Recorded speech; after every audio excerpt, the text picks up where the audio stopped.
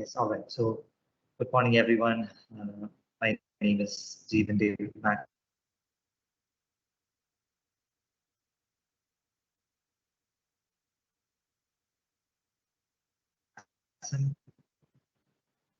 School of Working as a mentor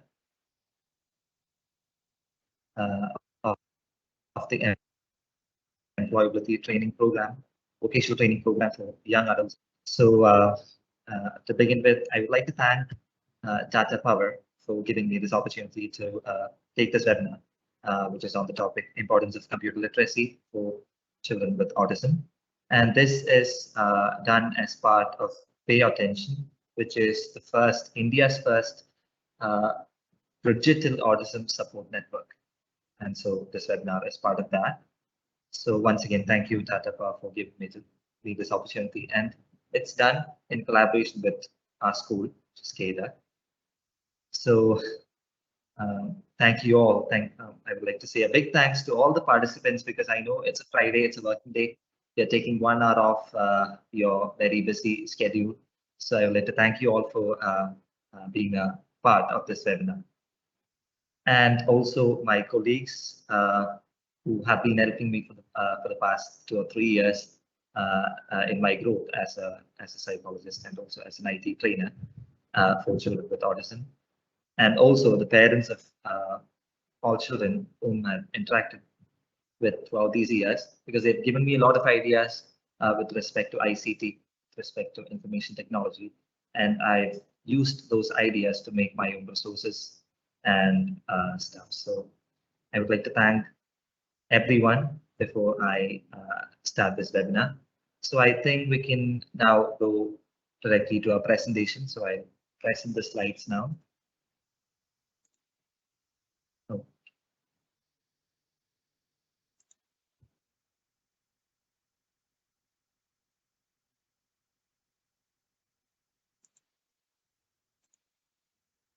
Okay, so I think you can see my slides. Yes, okay, so let's start. So today we are looking at the importance of computer literacy for children with autism. So we know how important computers are to us, because it's something that's omnipresent. It's there in every sector of our life. It's a part of all job sectors. It's a part of all educational sectors. It's a part of all curriculums, and also even the hospitality sector. Literally, it's a part of everything. And we have reached a stage where we can't live without computers. So in the case of children with autism, what I feel is it's much more than that, because it's not just anything, not just about their vocations, their future vocations, or about their curriculums, but it's also a part of their interventions. People on the spectrum, they go through a lot of interventions and a lot of therapies and sessions throughout their childhood. So what I feel is, if you can add ICT to it, if you can integrate ICT with all these subjects, then it can definitely produce a positive effect on their development. So that's why I've chosen this topic, and I'm going to present a few slides to make you all aware of the positives of computer literacy for children with autism. Okay, so now let's go to the first slide. So why computers? So this should be this might be the first question that pops up in your head. So why computers? So the answer is here. Because children with autism, they show this natural affinity for technology. So why is that? Again, it's a factual statement. You need explanations for that, so I'm going to give you that. So they get attracted to technology or such technological devices easily, and the reason is this. Because computers and all these devices are really consistent, they are predictable and controllable. We know that children on the spectrum, they crave for predictability and sameness, right? They always want predictable environments around them. Otherwise, it can be really overwhelming for them. So that's what computers can offer. I've got a few more reasons to say that computers are important or computer literacy is important. The next reason is it can develop the idea of interaction. We all know that a core feature of autism is deficits in social skills and social communication. So if a child can, in the beginning, if a child can consider a computer as a peer, if he or she starts to interact with the computer, and as the course continues, you can actually introduce another pupil to it so that they can play together. So in that way, we can actually enhance their social interaction, enhance chances of them being a part or getting into social interaction. So this is another reason I wanted to convey. Next one is they are really good visual learners. But I'm not generalizing about this because there are different learning styles. A person on the spectrum can be a good listener, or it can be a good kinesthetic learner. So there are different learning styles amongst the spectrum, but generally they are good visual learners. So that's why I mentioned this point. So computers are definitely going to offer that. And this is something that can be applied to everyone, everyone. Success can enhance self-esteem. So their success while using computer programs, because as parents or as tutors, we are the ones who will be developing games or softwares for them, right? So we can make softwares or games which have realistic targets or realistic goals, unlike in the real life situations. That's the difference between a real life situation and a computer. You can create whatever you want. You have all the power to do that. So with that, we can create rule-based, routine-based games and softwares for them, from which they can find self-esteem when they get to success. So that's another prime reason for recommending computer literacy as part of their curriculums. Okay, so I wanted to discuss about dyspraxia and autism in this webinar because there is a growing misconception that dyspraxia is the same as autism. It is not the same as autism, but it can occur as a core feature of autism because there are a lot of overlapping features when it comes to dyspraxia and autism. So the set of features that are given here right next to the word are some of the features of dyspraxia. And out of these, I would like to focus on motor control here. So how does motor control problem or deficits in motor control affect dyspraxic individuals? I'm just focusing on one thing here, and it's writing difficulties. So dyspraxic individuals, they can have really bad writing difficulties because they can have difficulty finding the proper grip. It can be due to many reasons. It can be due to poor sensory feedback or because of their poor visual spatial planning. So it can be due to many reasons. And this can actually affect their self-esteem, as I mentioned earlier.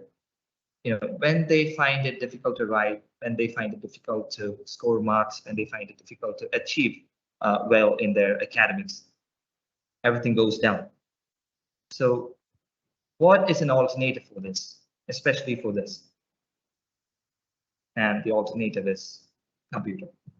So here we have a lot of assistive technologies, which we'll see in the upcoming slides. So we have a lot of assistive technologies that can act as alternatives to writing. Because writing can be a very strenuous process for kids with dyspraxia or even autism, because dyspraxia is a core feature, is considered as a core feature of autism. So computers should be the alternative or can be an alternative. Okay, so this is another question we hear at CADRRE, because what's the right age to start? Because a lot of parents I've seen, them having this kind of reluctance to start giving computer training or interventions based on computers. So this should answer that question. At 3 to 4 years of age, you can actually start giving computer-based interventions or computer-based training to people or to children on the spectrum. Because before 3, they might not have that cognitive ability to understand what computers are or the processes that go on the monitor or with the peripherals. So this is considered the right age to start. And this is another important step. We always have this tendency to rush things. But when it comes to computer intervention, you can't rush things. It's a time to take baby steps towards achieving certain goals. You can't ask a child of age 3 to directly open a notepad and start typing words and sentences. That's not possible. So the first baby step should be to create that interest, because we know that interest is the thing that drives learning. If you have interest in something, it's much more easier for you to learn that thing. So with this concept in mind, you can actually push your child. But again, as I said, you have to take the child's age into consideration before you push it. So you can, as I said, you can't actually make him type or use the mouse freely at age 3. So the first step should always be to create that interest. Okay, so you must be wondering what this is, because you can see a star moving diagonally across, spinning star moving diagonally across the screen. So what this is just a sample technique which we have tried here when we introduce children, when we introduce computers to children for the first time. So such visual movements can draw their attention. So that's why I just included this here. And this has been made with the help of PowerPoint. So I would like to explain how powerful PowerPoint is as a software for making small, tiny games for children on the spectrum. So we'll discuss that later. But this slide shows the ways in which you can actually make games for them to attract their interest. This might not necessarily work for everyone. You can try different methods. You can have their favorite cartoon character, or you can have something else that can strike their attention. So you can improvise based on your child's interests. Okay, so a few things to keep in mind at this age, at the age of 3 to 4, is the child must use the computer with the adult, or he must co-use the computer with an adult. It shouldn't be the child using it on its own, because it can cause a lot of problems. It can cause damage to the computer. You can mislearn things. There is chance for the child to mislearn things. So that's one thing. And the screen time should be very brief. It should not go beyond like 20 or 30 minutes initially, in the beginning. But as you progress with computer learning, you can slowly increase the time. And we teach our children gentle hands through social stories and all. So the same thing needs to be taught here. They have to be gentle with computers and peripherals. They can't think that since the computers won't react or won't hurt them back, they can do whatever they want to the computers and the peripherals. So this thing has to be taught to them at the beginning. Okay, so this is a small model that I created from my experiences. So I don't know if this can be applied to all settings. And I know that we are going to do a lot of theory. I think we can just get to the part where we can see a few practical examples of how to make games. We'll get there real fast. So I'll just quickly go through this part. So the first thing to do is you have to encourage an interest in the child's mind, as we discussed earlier. So he or she should have an interest use computers. So only that would take you to the next level, which is button pushing activities. But in certain cases, these two levels can be merged together, because a child who isn't going to get much overwhelmed by a computer on seeing a computer for the first time, he or she might directly start pushing buttons. He or she might try pushing keys on a keyboard or the buttons on a mouse. So those two can be merged in case if the child is comfortable using computers at the very beginning. Otherwise, you have to first encourage an interest in them and then go to the next step. And now let's see what the fundamental use of keyboard and mouse is. So we can see that in the next slide. So here it is. Okay. So at this level, from what we have observed here, at this level, the child would start learning that each key or button has different purpose, or they serve different purposes. So initially, when they click on some button, it's just producing an effect. So they don't know that each button has a different purpose. So at the fundamental level, you try to teach them that. And they start getting that feeling that I am in control of this device. So that is very important in the case of a child on the spectrum, because he needs to feel that this device can be controlled, but it should not go beyond that limit. There should always be restrictions for that too, but you should get that feeling. And the intermediate level would be this. So at this level, the child would be able to type whole sentences or short phrases. He should be able to, he or she should be able to change case, the use of space key and the return key, like all the basic things should be in his head. So that's the intermediate level, and also basic use of mouse, the use of left mouse button, right mouse button to drag files, open files. So all those basic things can be included here. And this is the gentle use. So at this stage, the child would know that, or the child should feel that he or she knows computers well. It doesn't mean that he or she is going to open a coding software and directly going to code. That's why I've just mentioned it as general use, not advanced use, just general use. So he or she should learn to use the computer to carry out general purposes. Okay, so this is a sample computer checklist that I made from my learnings and my experiences. So such checklists, many checklists are available online, but the problem with those checklists are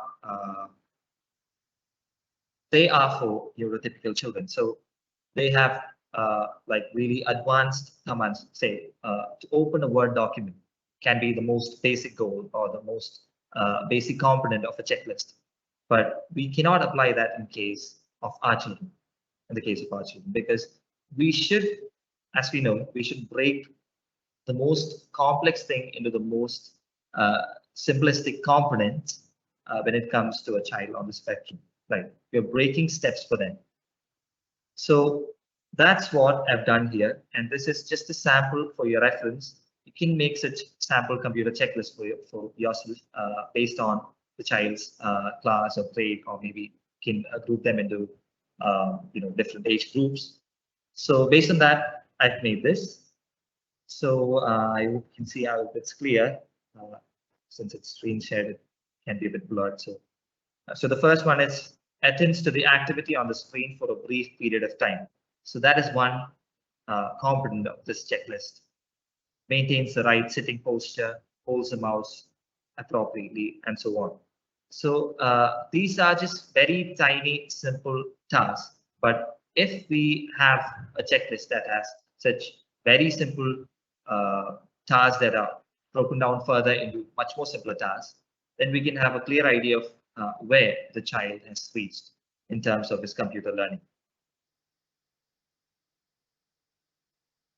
Okay, so when you start teaching computer literacy to a child, you should have in mind the ergonomics. From the very beginning, you can try to teach them computer ergonomics, because in the long run, we all know how bad it can be if you're not maintaining the right posture, the right angle, or whatever that is. From this picture, you can understand, you can identify the things that you have to keep in mind when you're using the computer. So we should try to instill all these, can be considered as rules, to instill all these rules in the children from the very beginning. Okay, so this is again related to ergonomics.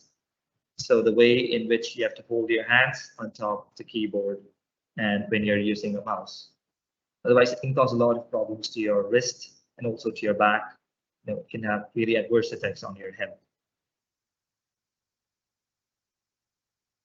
Okay, so here comes the important part, which is how to teach typing to children. So you can have different methods based on the child's abilities. So here I've just listed two.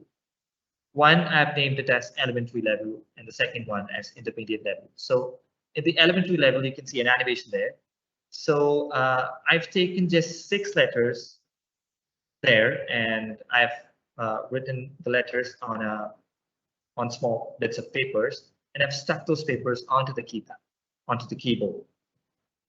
And I'm giving them a word card, which has letters belonging to this list.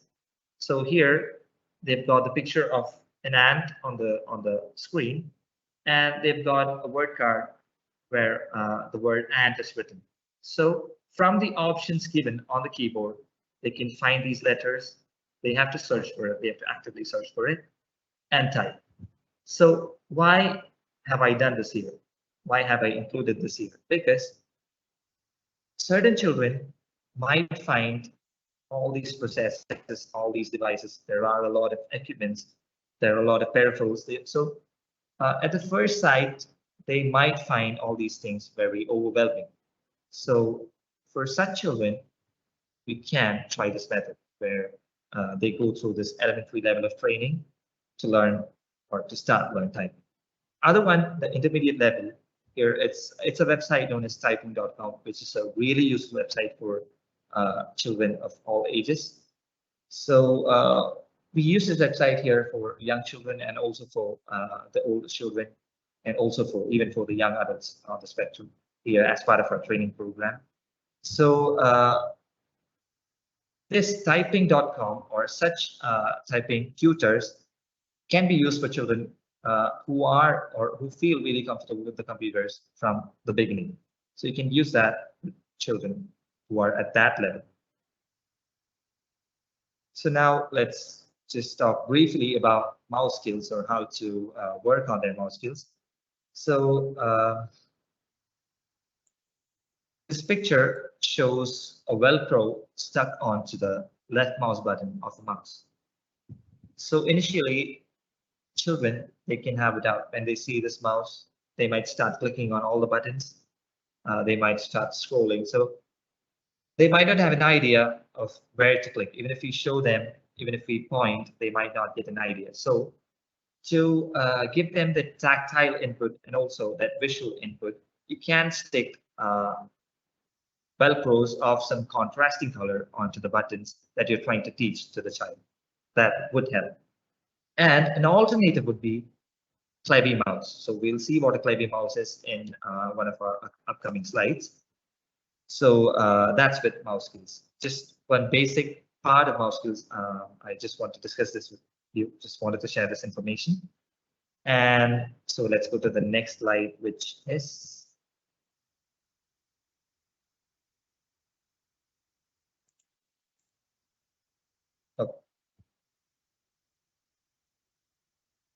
okay, so we know that kids love to experiment. So when they get a mouse or when they get a keyboard, they're going to start pressing on all the keys. And they might not know what these keys or what these presses bring about. So in order to lock these keys, we've got several applications available online. So I've just listed the names of 2 applications here. One is Kit Key Lock and the other one is Mouse Disabler by Murgy. So with the help of these applications, you can actually disable any button of the mouse. You can disable the left mouse button, the right mouse button, the middle mouse button. Also, with the help of certain softwares, especially mouse disabler by Merky, you can also lock the alphabets, the letters on a keyboard. So these might come in handy when you start teaching your children on computers. Okay, so this is another important part I wanted to discuss. You can change the computer settings in such a way that it helps your child to learn the use of peripherals. You can actually, if you feel that your child is comfortable using the left hand for to handle a mouse, then you can actually change the primary mouse button. You can actually change the primary mouse button from the left mouse button to the right mouse button. That's possible. And to avail these settings, just have to go to the search bar and search for mouse settings, and you can find all these settings listed under that. And they've got small brief descriptions of what these settings, what changes to these settings would do. So you can actually change the primary mouse button, you can change the cursor speed, you can change the size, color, you can change the scroll speed, and there is this click lock too. So all these functions are available or can be changed from our computers itself without the use of or without the help of another software. And also changes to the keyboard. You can have an on-screen keyboard. If your child is having difficulty to type, if he finds it really strenuous, you can actually switch on the on-screen keyboard. You can just use the mouse to make clicks on the on-screen keyboard to type. So these are different settings that can be changed. Okay, so this slide shows how ICT and academics can be clubbed. So I've been trying this here at CADRRE, and the major part of that has been done with the help of MS PowerPoint. So MS PowerPoint is a really powerful tool that can be used to make simple and complex games at the same time. And I would like to show you a few tutorials on how to make simple games using PowerPoint. I don't know if time would permit that, but we'll certainly try to do that. So one, I'm just discussing two here. One is PowerPoint games, and the other one is educational websites. We've got many educational websites providing games that would at the same time improve their academic skills and also their computer skills. So we'll see that too. So here are a few educational websites, Boom Learning, HappyClips.net. So I've tried these websites with our kids here, and in certain websites you have to go search for a game. You might have to surf through that website a lot to find an appropriate game, but still they've got many games in these websites. So that's why I listed all of them. So I think you've gone through. If you want, you can take a picture of this so that you can use it for future reference. All right. So now let's get to the part where we can discuss assistive technology. So yes, let's go to the first slide under that. So this is about trackballs. So trackballs can be an alternative to mouse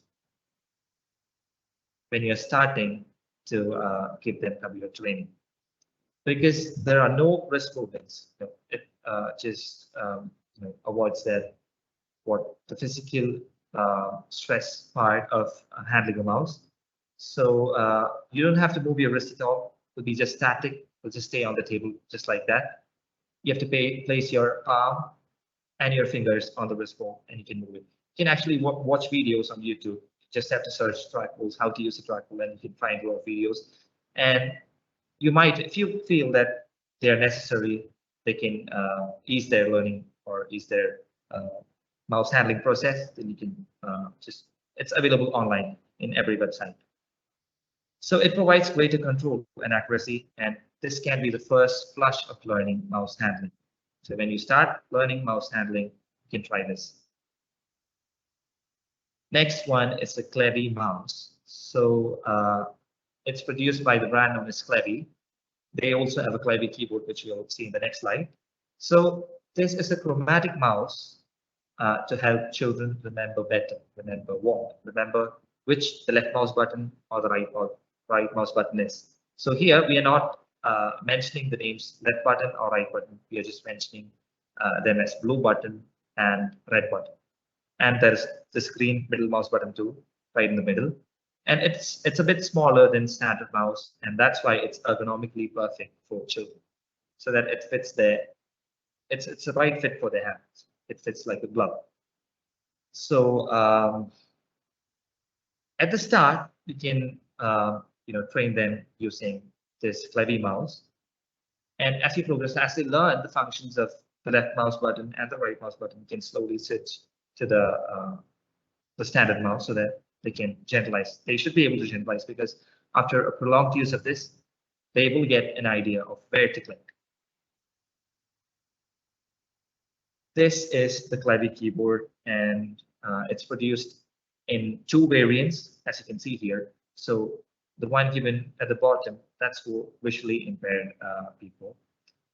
And the other one is normally used by children. We have this Clivey keyboard here at CADRRE, and also children, they use it at home.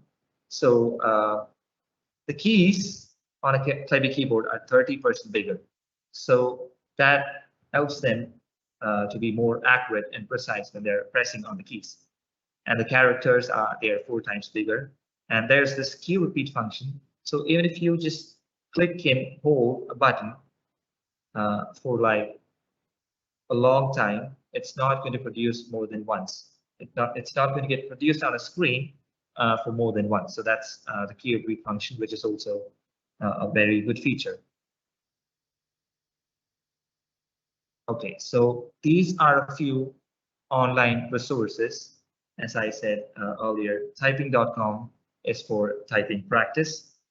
It is a really good website. The thing with typing.com is your child can actually have an account, a separate account with a separate login, and you can have a teacher login account with which you can monitor the progress of your child. That's when it comes to the case of a parent. But even for a tutor, an IT trainer, or a special educator, you can have a separate login for your teacher account, and your students can have separate logins for their own personal accounts. And you can add all these children to a common classroom, and you can monitor, you can give them assignments, and at the same time monitor their progress. So please check that out, because it's really useful. And mouseaccuracy.com is another website to use here. It's for improving their mouse manipulation skills. And Scratch by MIT is the most popular coding community for kids. If at a particular age you feel that you should introduce coding to them, you can use that. Otherwise, parents, after watching a few tutorials on YouTube or even on Scratch website, you can make games for your kids, really interesting games, and it's very easy to use because that coding part is for children, so it's in a much more comprehensible language. And PowerTalk is a software that speaks a PPT or slideshow. So as and when text appears on a slideshow, PowerTalk reads it out loudly. So that might help children on the spectrum, children who have auditory or visual impairments. Okay, so before I wind this up, I think we've got some more time. So I would just like to show you how to make a PowerPoint game. First, I can show you a few games I made with the help of PowerPoints, and then I'll just show you a small tutorial of how to make a PowerPoint game. So I'm just stopping screen sharing for a moment. Okay.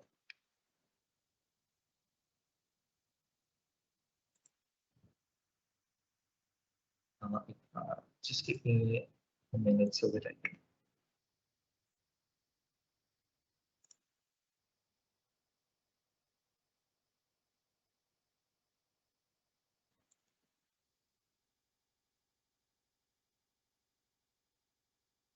Okay, so I've got the game open now. I'll just play to you right now. Yes, I hope you all can see my screen now.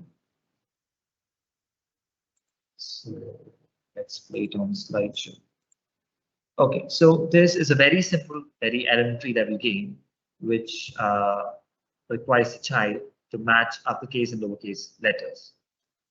So when I click on start here, you can see the uppercase letter on the left side and 3 options on the right. So if I click on the right answer, it turns green and they get reinforced. I don't know if that sound is hurting your ears because it's too loud. I'm sorry if it's too loud. Okay, all right. So this is how this game works. So if the child clicks on the right answer, he gets reinforced right after clicking on the right answer. So it works like this. If I click on a wrong answer, it'll just shake.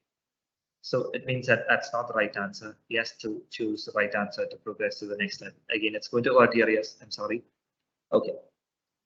All right. So this is how this game works. I can show you all another game.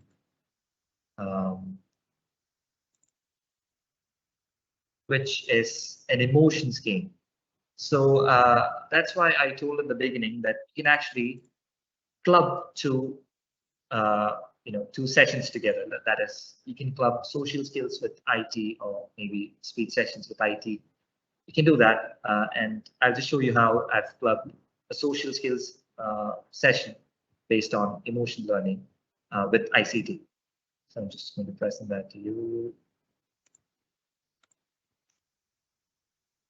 Okay.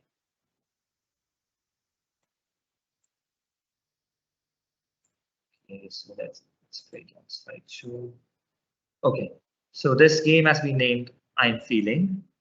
And when you click on play game here, so this is the first slide. So they have to identify from the emoji which emotion this denotes or depicts. So here it's happy. So when I click on happy, it gives you a reinforcement. And again, we'll go to the next one. If you click on the wrong answer, it goes to another slide and they have to try again from the beginning.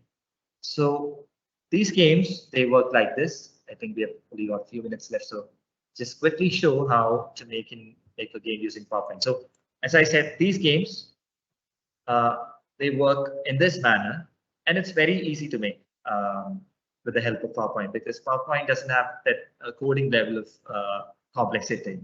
So it's you just have to go through a set of steps, and once you start making games for your child on a regular basis, you'll get used to it, and you just involuntarily, go through all the processes without even knowing that you're making the game. So that's how easy PowerPoint is. Okay. So I hope you're all ready to just watch a small tutorial on how to make a game.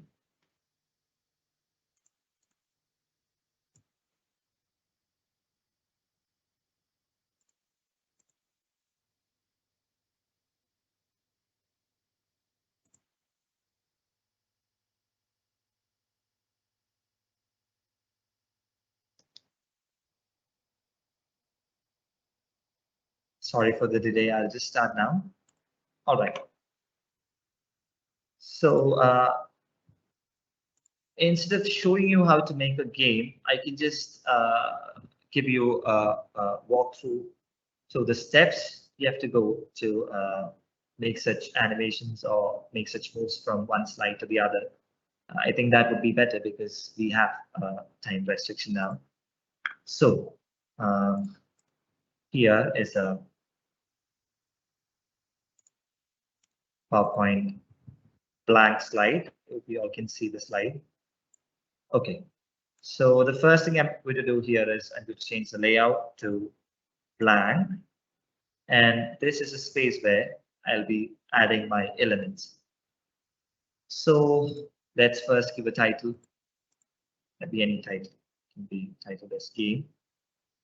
And I think in order to avoid confusion, I can make the same game that we saw just before, that emotions game. We can try the same thing here. So I'm placing this text game here, and I'm going to insert shapes. This is the play button. So when I place that play button, an action setting automatically popped up, a dialog box. So here I have to set it to hyperlink to next slide, and I can click on play sound to give some sound effect, because that might encourage an interest in the child. So I'm playing the sound of click and clicking on OK. So if you are placing, say, I'm selecting a circle, but the dialog box did not pop up. So what you have to do is, in order to make it a call to action button, you have to click on the circle. You have to go to insert action, hyperlink to whichever slide you want, or whatever you want this click on this circle to do. You can choose that. So I'm just choosing, just to show you, choosing next slide and click. So that's done. So we have placed 2 buttons here. And now to go to the next, now I have to create the next slide so that it goes to that when you click on this. So here I'm adding 2 pictures from this device. So I can add a frame here.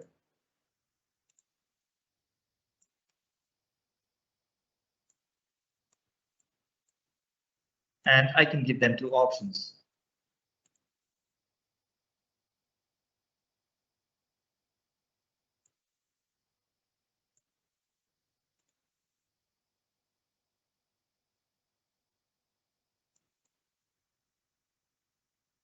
And happy. Or I can give here 3 clear. Okay. So now when the child clicks on fear, it should go to a reinforcement slide. So that's how we play the game that we played a few minutes back. So for that, we have to create another slide. You have to create a new slide, and you can add some reinforcement here. For now, I'm just adding a text.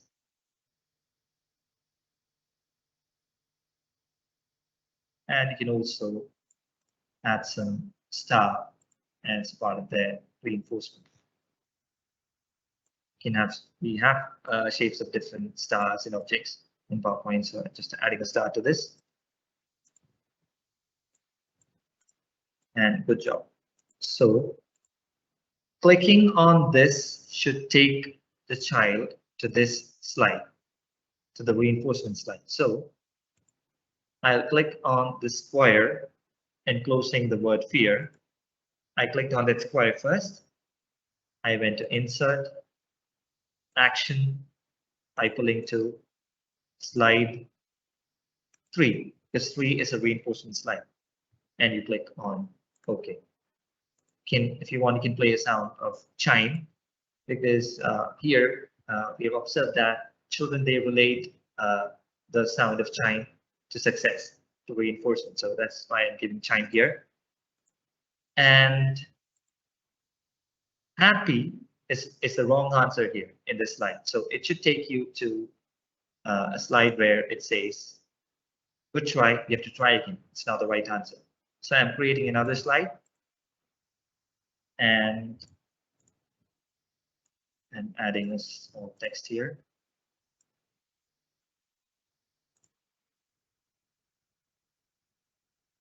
Oops. Try again. And this slide should take him back to the first slide. I mean, the second slide, to this slide. So I'm adding another shape here, another action button. You can use this action button here. And when you're using action buttons, this dialog box automatically pops up. So here, the hyperlink is currently to the previous slide, which is wrong here, because the previous slide with this option would take him to the good job slide. So it should take the child to slide number 2, which is the actual question. So I'm clicking on OK and giving click some. Okay, so I think you got an idea of how to make or how to add actions to buttons and to text, because we have added an action to text here. Okay, so we made the oops try again slide. So now we are going to link happy to that slide. So we are going to assign happy, not assign. We are going to link happy to the fourth slide, which is the try again slide. Okay, so that's done. Okay, so now let's try this game. So before trying this game, I would like to show you one more thing. So now I'm clicking on slideshow and from beginning. So now when I click on this button, it should take me to the next level, right? So it's definitely going to take me to the next slide. It has taken me to the next slide. And here, the child is supposed to click on either of these two answers. But now we haven't actually made a tweak to the setting. I'll just show you how to do that. So if your child clicks on the background or any other thing, let's say the child clicks on this white space, it automatically goes to the next slide. So that's a problem, right? So in order to avoid that problem, before you start the slideshow, you have to go to slideshow, set up slideshow, and set this. You have to check this, browse at a kiosk, full screen. So you have to check this, click on OK, and then start the part. So now, even if you click on the blank spaces, I'm clicking on the blank spaces, it's not going anywhere. Only when I click on the call to action button, it's going to take me to the next slide. So that's important. So here, let's try this. I'm going to click on happy, which is the wrong answer. It took me to the oops try again slide. Clicking on this, just got back to the question slide. Clicking on fear, and it gave me a reinforcement, which is the good job slide. So I think we've already crossed the time. It's already 11:53. So I hope you all understood how you can make simple PowerPoint games with the help, interactive games with the help of PowerPoint. So I think with that, we can wind up the session for now. I don't know if it's clear to you all because I rushed it a bit since we got to the end and since we have time restrictions. So thank you so much. Thank you so much for sparing your time, your very valuable time on a working day. So I think now, if you have any doubts, you can definitely ask me. If you have any doubts regarding PowerPoint games or maybe anything related to the presentation, you can just ask that to me right now. Mr. Jeevan, this is Dr. Kritika. It was a wonderful presentation. I want to, if I have to learn more on this, how to make games, is there any training offered by CADRRE? Sorry, regard on what? Training on what exactly? Like on PowerPoint? See, like how you showed the game, right? This is the first time I'm learning, like, oh, something like this can be made. And it was quite interesting. Now, if I start making this, I might have doubts or I might not know how to go ahead. So is there any training offered by you people that we can come and attend, like a half-day course or something? You show us multiple possibilities that can be done. Is there anything like that? Or are you considering? At the moment, we have no plans to do that, or we don't have any ongoing courses like that. But the thing is, with the fundamentals I've given you right now, you can actually learn a lot more from YouTube and also from various websites. There are these PowerPoint. There are these people who have websites that make PowerPoint games. So you can check out those websites to know more, but at the moment, I don't know if there are any courses that provide such PowerPoint, such training on PowerPoint to make games based on it.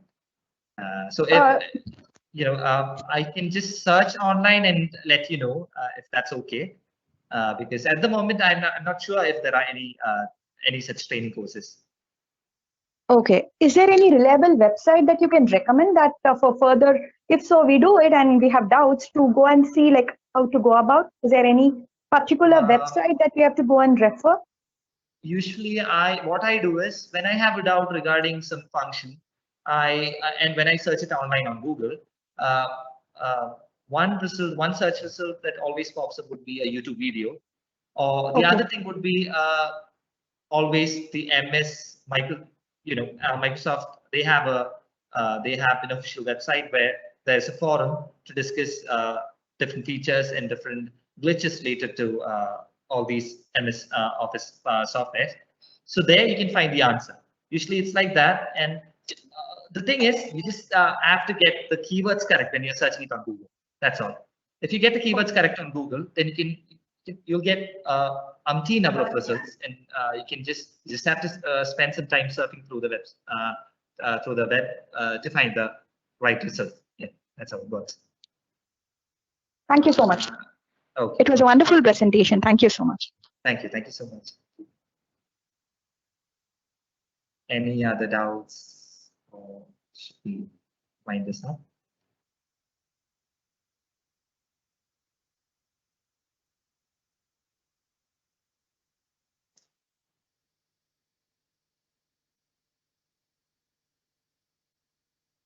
So can we wind up the session?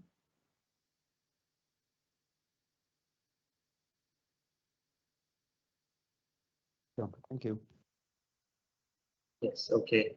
So once again, I would like to thank you all for sparing your time, because I know that I took a lot of time to just make things clear, and there was a lot of theory, there was a lot of factual information, and it must have been boring. That part must have been boring, I don't know. But again, thank you so much for sparing your precious time attending this presentation, this webinar. On behalf of CADRRE and Tata Power and this Pay Attention program, I thank you all once again. So I think we can wind up the session now. Thank you so much.